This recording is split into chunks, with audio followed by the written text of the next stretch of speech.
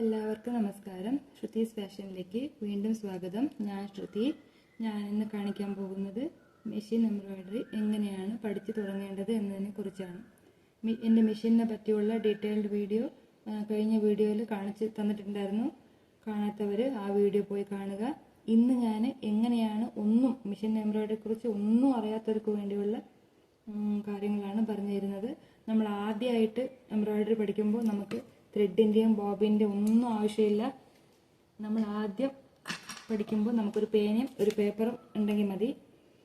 നമ്മൾ ആദ്യം തന്നെ തുണിയിൽ റിങ്ങിൽ തുണി ഇട്ടിട്ടൊക്കെ നമ്മൾ പഠിക്കാൻ പാടില്ല.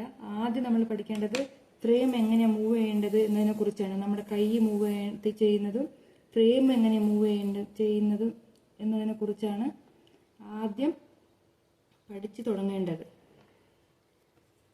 അതിനുവേണ്ടി ഞാൻ കുറച്ച് റഫായിട്ട് കുറച്ച് ഡിസൈൻസ് വരച്ചിട്ടുണ്ട്. നിങ്ങൾക്ക് ഇഷ്ടമുള്ളത് എന്ത് വേണമെങ്കിലും വരയ്ക്കാം. റഫായിട്ട് വരച്ചാൽ മതി. നമ്മൾ ആദ്യം ചെയ്യുമ്പോൾ മെഷീൻ സ്റ്റാർട്ട് ചെയ്യാൻ പാടില്ല. നമ്മൾ സ്റ്റാർട്ട് ചെയ്യാതെയാണ് നമ്മൾ ഫ്രെയിം മൂവ് ചെയ്യാനല്ലേ പഠിക്കുന്നത്. അതുകൊണ്ട് മെഷീൻ സ്റ്റാർട്ട് ചെയ്യാൻ പാടില്ല.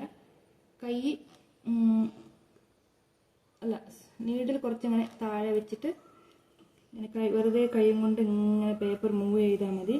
നമ്മൾ എന്താ ഡിസൈൻ വരച്ചേക്കുന്നത് അതിൻ്റെ മുകളിൽ കൂടെ തന്നെ ഇങ്ങനെ മൂവ് ചെയ്യണം. നമുക്ക് ഇങ്ങനെ മൂവ് ചെയ്യാനാണ് ആദ്യം പഠിക്കേണ്ടത്. നമ്മുടെ വിരൽ നമ്മൾ ചെയ്യുമ്പോൾ നമ്മുടെ വിരൽ ഇങ്ങനെ ഉണ്ടാകണം. എങ്ങനെയാണ് നമ്മൾ കൈ വെക്കേണ്ടത്. ആദ്യം ചെയ്യുമ്പോൾ നീഡിലിൻ്റെ അടുത്ത് കൈ കൊണ്ടേ വെക്കരുത്, ദൂരെ വെക്കണം. നീഡിൽ കൈക്ക് കൊള്ളാനുള്ള ചാൻസസ് ഉണ്ട്. അപ്പോൾ ഞാൻ ചെയ്ത് കാണിക്കാം. ഇങ്ങനെ വിരൽ വെച്ചിട്ട് ഇങ്ങനെയാണ് നമ്മൾ എന്താ വരച്ചേക്കുന്നത് അതിൻ്റെ മുകളിൽ കൂടെയാണ് കൊണ്ടുപോകേണ്ടത്. അങ്ങനെ എല്ലാത്തിൻ്റെ മുകളിൽ കൂടെ ഇങ്ങനെ ചെയ്ത് കൊണ്ടുപോകണം. അത് കഴിഞ്ഞ് ഇത്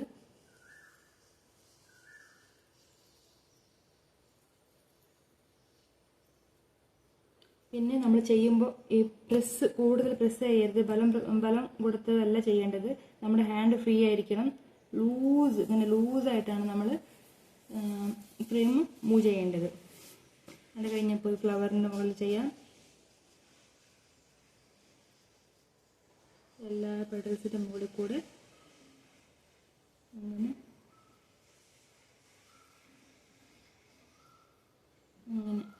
സ്ലോലി ചെയ്താൽ മതി. ഇങ്ങനെ ചെയ്യണം. അത് കഴിഞ്ഞ് അടുത്തത്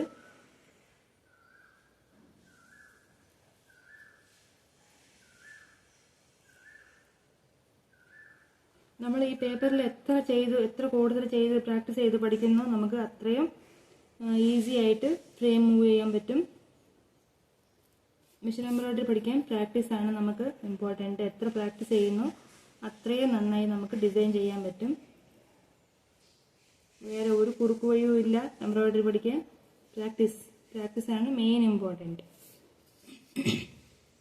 അത് കഴിഞ്ഞ് ലീഫ് താഴെ കൊണ്ടുവരിക, പിന്നെ ലീഫിന് ചുറ്റും വരയ്ക്കുക, പിന്നെ താഴെ കൊണ്ടുവരിക, ചുറ്റും വരയ്ക്കുക, താഴെ കൊണ്ടുവരിക. ഇങ്ങനെയാണ് ചെയ്യേണ്ടത്. നമുക്ക് എന്ത് ഡിസൈൻ വേണമെങ്കിലും വരയ്ക്കാം. റഫായിട്ട് വരച്ചെന്നേ ഉള്ളൂ. അത് കഴിഞ്ഞ് ലൈൻ ഇടുക. ഇങ്ങനെ ലൈൻ ഇടാൻ പഠിക്കുക. ലൈൻ ഇടുക, താഴെ മുകളിൽ കൊണ്ടുപോകാൻ പഠിക്കുക. നമുക്ക് എല്ലാ രീതിയിലും ഫ്രെയിം മൂവ് ചെയ്യാൻ പഠിക്കണം. സർക്കിൾ ഇടാൻ പഠിക്കണം. സ്ട്രെയിറ്റ് കൊണ്ടുപോകാൻ പഠിക്കണം. തിരിച്ച് ബാക്ക് മുകളിലേക്ക് വരാൻ പഠിക്കണം.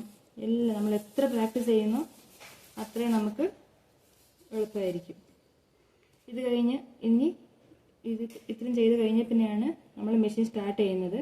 സ്റ്റാർട്ട് ചെയ്തിട്ട് ചെയ്യുന്നത് എങ്ങനെയാണ് കാണിച്ചു തരാം. ഞാൻ മെഷീൻ സ്റ്റാർട്ട് ചെയ്യാൻ പോവുകയാണ്. മെഷീൻ സ്റ്റാർട്ട് ചെയ്തിട്ടുണ്ട്. മെഷീനിൽ ഒരു സൗണ്ട് ഉണ്ട്. സൗണ്ട് ഇഗ്നോർ ചെയ്യാം. ആദ്യം നമ്മൾ ചെറുതായിട്ട് താഴെ സൈഡ് ചെറുതായിട്ട് ഇങ്ങനെ പ്രസ് ചെയ്യണം. ചെറുതായിട്ട് നമ്മൾ എത്ര സ്ലോ ചെയ്യാൻ പറ്റുമോ അത്ര സ്ലോ ആയിട്ടാണ് ആദ്യം ചെയ്യേണ്ടത്. സ്പീഡിൽ ചെയ്യാൻ പാടില്ല. പിന്നെ ഞാൻ ഇന്നത്തെ വീഡിയോയിൽ പറഞ്ഞിരുന്നു ഇപ്പോൾ വരുന്ന മെഷീനിലൊക്കെ സ്പീഡ് സെറ്റ് ചെയ്യാൻ പറ്റുമെന്ന്. അങ്ങനെയുള്ള മെഷീനാണെങ്കിൽ ഏറ്റവും കുറഞ്ഞ ഇതിൽ സ്പീഡ് സെറ്റ് ചെയ്തിട്ട് ചെയ്താൽ മതി. എൻ്റെ മെഷീനിൽ ആ ഓപ്ഷൻ ഇല്ല. അതുകൊണ്ട് കാലം കൊണ്ടാണ് ചെയ്യുന്നത്. ചെറുതായിട്ട് നമ്മുടെ 4 വിരലുകൾ മാത്രം ഇങ്ങനെ പ്രസ് ചെയ്താൽ മതി. ഇത്രയും ചെറുതായിട്ട് ഇങ്ങനെ മൂവ് ചെയ്യാൻ പാടുള്ളൂ.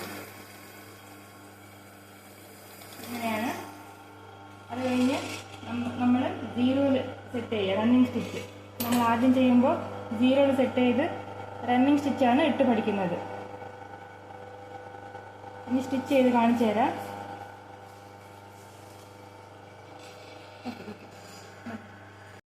മെഷീൻ ഓണാക്കിയിട്ടുണ്ട്. 0-ൽ സെറ്റ് നമ്പർ 0-ൽ സെറ്റ് ചെയ്തിട്ടുണ്ട്. ഇനി ചെറുതായിട്ട് മെഷീൻ മൂവ് ചെയ്യാൻ തുടങ്ങാം. നമ്മൾ വരച്ച ഡിസൈനിൻ്റെ മുകളിൽ കൂടെ ചെറുതായിട്ട് ഇതുപോലെ മൂവ് ചെയ്യണം. പേപ്പർ ആയതുകൊണ്ട് ഫ്രീ ആയിട്ട് മൂവ് ചെയ്യാൻ കുറച്ച് ബുദ്ധിമുട്ടാണ്. കുറച്ച് പ്രസ് ചെയ്തിട്ടാണ് ചെയ്യേണ്ടത്. ഒരുപാട് സ്പീഡിൽ ചെയ്യരുത്. സ്പീഡിൽ ചെയ്ത പേപ്പർ കീറിപ്പോകും. നമ്മൾ എന്ത് ഡിസൈൻ വരയ്ക്കുന്നു അതിന് മുകളിൽ കൂടെ ഇങ്ങനെ ചെയ്തുകൊണ്ട് പോകുക.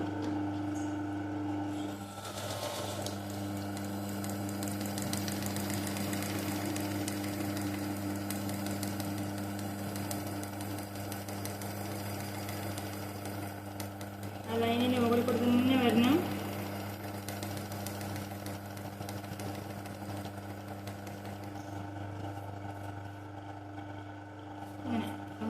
എല്ലാ ഡിസൈനും ഞാൻ ചെയ്യുന്നില്ല. ഇപ്പോൾ വീഡിയോ ഒരുപാട് ലെങ്തി ആയി പോകും.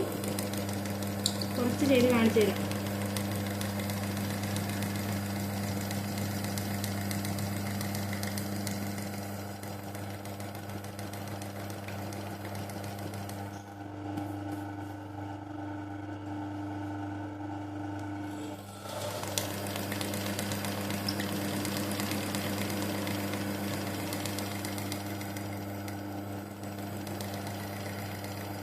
ഇങ്ങനെ പേപ്പറിൽ നിങ്ങൾക്ക് എത്ര പ്രാക്ടീസ് ചെയ്യാൻ പറ്റുമോ അത്രയും ചെയ്ത് നല്ലതാണ്. എത്ര കൂടുതൽ ചെയ്യുന്നോ അത്രയും നല്ലതാണ്.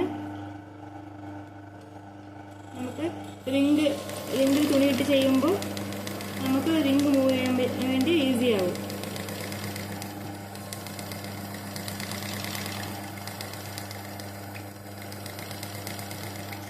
അങ്ങനെ അടുത്ത ഫ്ലവർ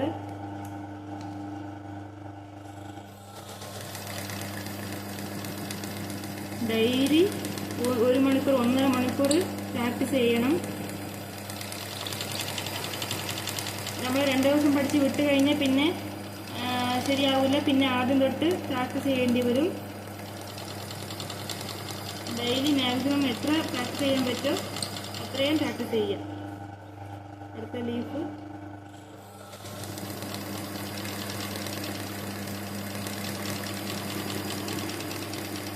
സ്ലോ ആയി ചെയ്താൽ മതി.